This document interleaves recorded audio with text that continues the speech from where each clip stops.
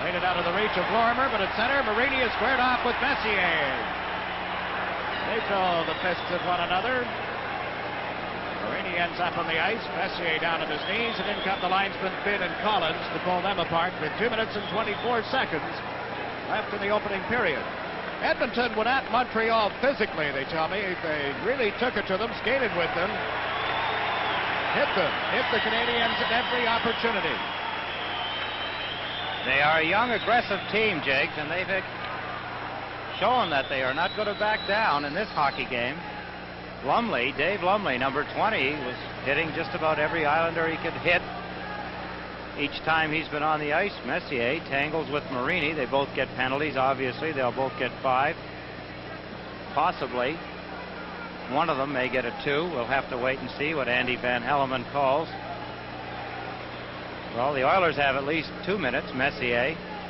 Edmonton penalty to Get the announcement now. Messier, 2 minutes slashing, 5 minutes fighting. Islanders penalty number 29, Hector Marini, 5 minutes fighting. Messier gets the extra penalty, 2 for slashing. Marini, 5 for fighting. Messier is upset, as you can see, yelling at Andy Van Hellemond, the referee.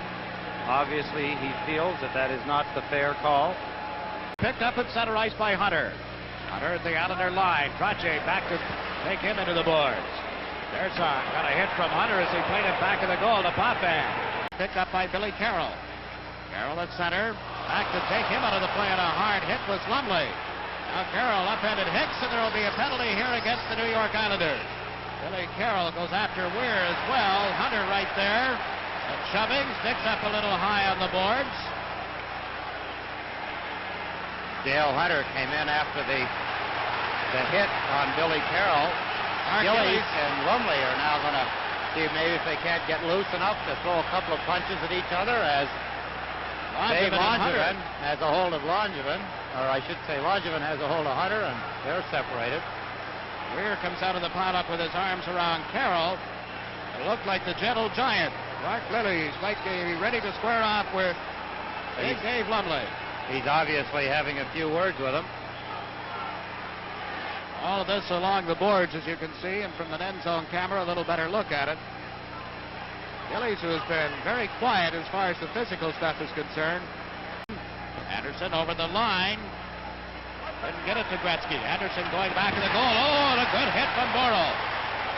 Wayne Gretzky centers, and the shot just went wide as Curry was open on the right side, and now it goes up into the crowd, and play is called. For Curry, Wayne Merrick for the Islanders to Howitt. Gary Howitt check. Gretzky comes down the left side. Over the Islander line. Gretzky shot, Smith the save, and Howitt has been injured in the center ice area. He collided, he and Semenko. Semenko is a big, rugged guy. He and Gary Howitt tangled a little bit. It looked like Semenko's stick may have gotten up into the face of Howitt. Howitt tracing Gretzky.